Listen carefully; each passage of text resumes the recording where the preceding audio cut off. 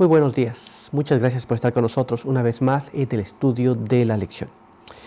En esta mañana quiero recordarte que durante este trimestre estaremos estudiando este tema muy importante que lleva por título Lecciones de la vida de David. Y en la semana que comenzamos tenemos un tema también muy importante.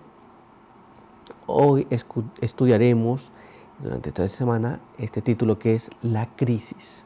Cuando vienen crisis a la vida de las personas, hay que enfrentarlas, pero hay que saber cómo enfrentarlas. Y a través de esta historia, en la vida de David, podremos saber qué hacer. Pero antes de continuar, me gustaría que me acompañaras para que juntos vayamos allá y leamos el texto que se encuentra en el libro de 2 de Timoteo, capítulo 3. Y allí vamos a leer el verso número 12. La palabra de Dios nos dice así: y también los que quieran vivir piadosamente en Cristo Jesús padecerán persecución. Muy bien, con este pensamiento quiero invitarte a que tengamos una oración. Acompáñame a orar entonces.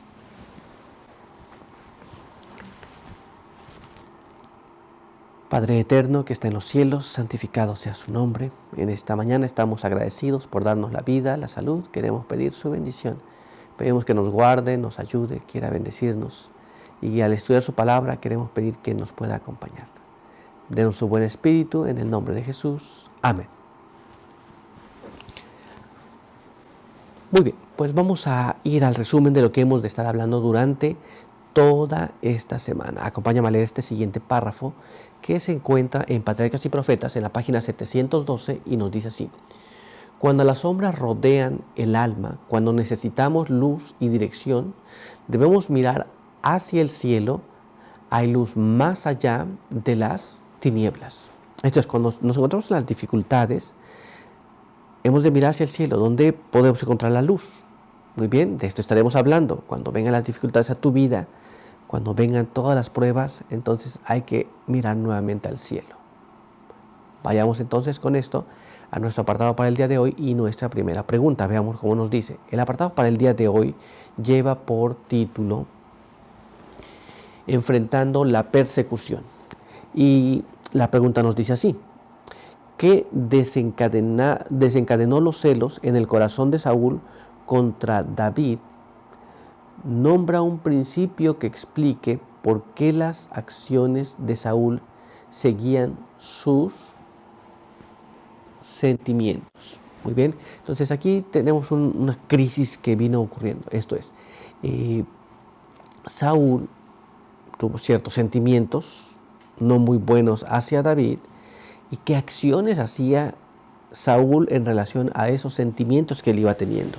Quiero que me acompañes para que juntos podamos ir a la palabra de Dios y podamos investigar lo que está allí escrito en el libro de 1 Samuel. Y allí vamos a leer el capítulo 18, en los versos 5 hasta el verso número 9.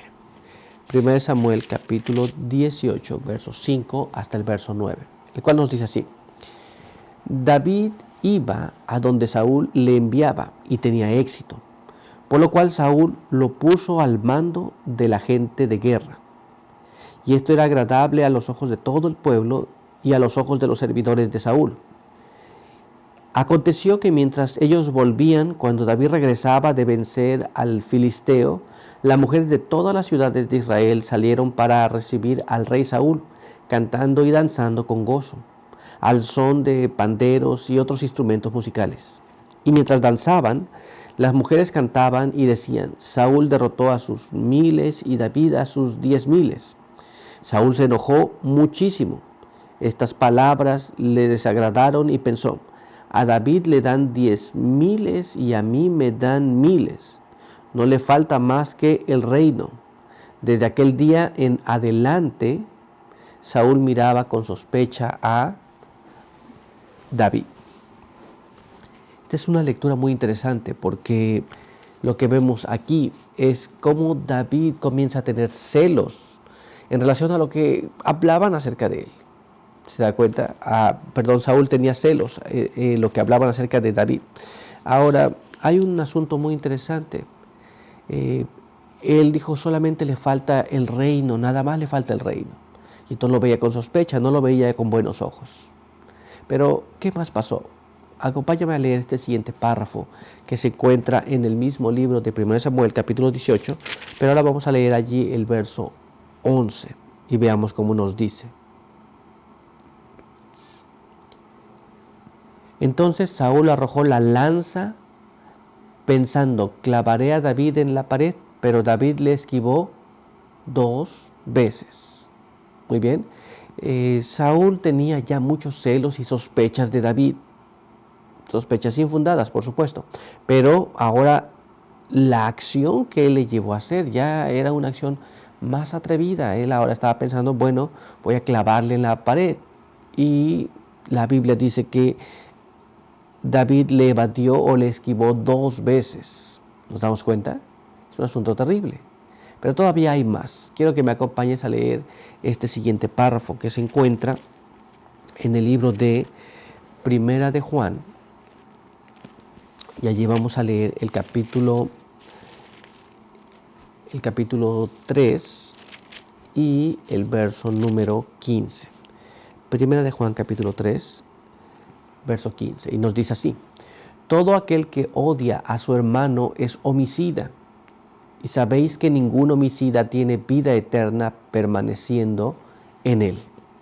Esto es, Saúl quedó odiando a David por aquello que cantaron las mujeres cuando venía de la guerra.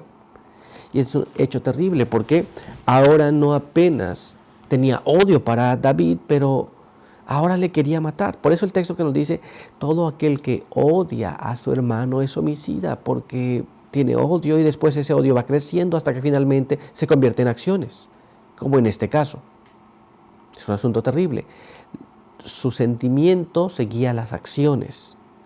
Pero veamos cómo nos amplía más esto la pluma inspirada. Leamos este siguiente párrafo que se encuentra en Patriarcas y Profetas en la página 704, el cual nos dice así: Saúl ambicionaba ser el primero en la estima de los hombres, y cuando oyó esta canción de alabanza se asentó en la mente del rey la convicción de que David conquistaría el corazón del pueblo y reinaría en su lugar.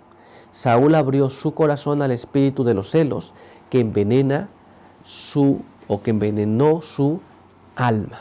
¿Nos damos cuenta? Esto es, en su mente ocurrió esto, no estaba ocurriendo en la vida real. Sin embargo, él le dio apertura al espíritu de los celos y esto trajo como consecuencia pues que él manifestara estas situaciones. ¿Nos damos cuenta? Es un asunto terrible. Pero veamos ahora lo que nos dice nuestra siguiente pregunta. Acompáñame a leer la siguiente pregunta. ¿Por qué Dios permite que los cristianos pasen por situaciones como las que David experimentó entonces? ¿Y qué aprendió David gracias a su relación con Saúl? Algunas veces, estoy seguro que usted ha pasado por algunas de estas situaciones. Pero ¿por qué Dios permite que usted pase por esto? ¿Cuál es el plan de Dios? ¿Qué es lo que Dios quiere que usted aprenda? ¿Y qué aprendió David? ¿Cómo se sobrepuso a estas situaciones? Pues bien, vamos a ir a la palabra de Dios para poder entender este asunto. Así que acompáñame a leer lo que está escrito en 2 de Timoteo, capítulo 3. Y allí vamos a leer el verso número 12. 2 de Timoteo, capítulo 3, verso 12. Y ahí nos dice: también todos los que quieran vivir piadosamente en Cristo Jesús serán perseguidos. Muy bien. La Biblia nos establece que si quieres vivir correctamente, entonces serás perseguido.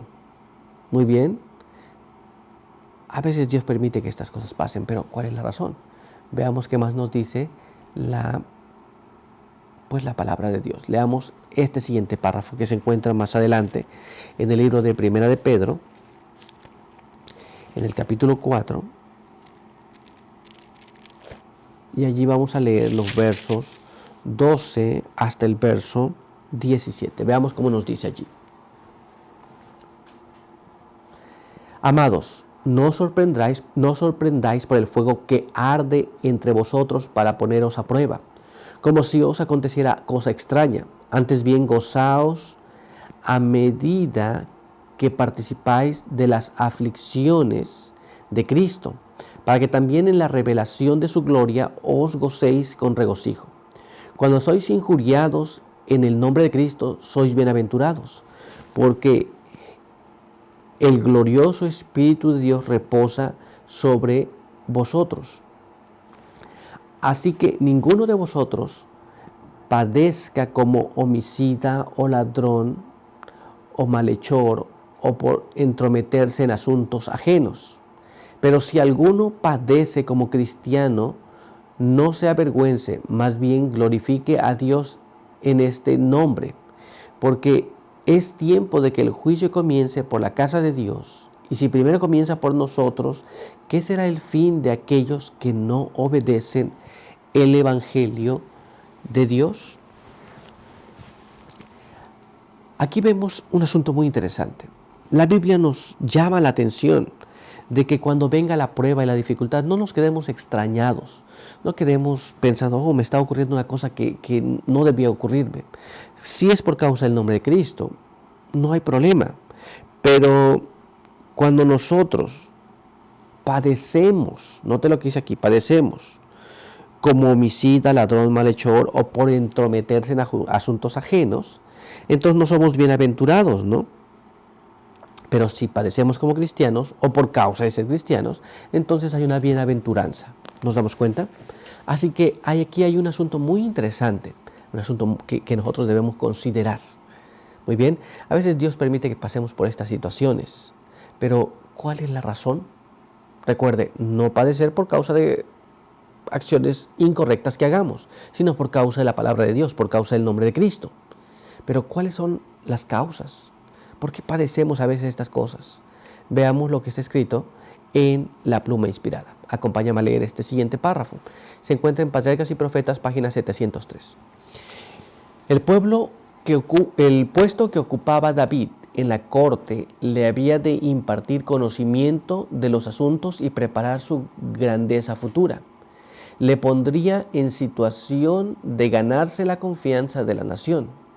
Las vicisitudes y las dificultades que le sucederían a causa de la enemistad de Saúl le conducirían a sentir su dependencia de Dios y a depositar toda su confianza en Él. ¿Nos damos cuenta? Esto es, cuando vienen las dificultades como vieron en la vida de David, que le preparaban para el puesto que ocuparía.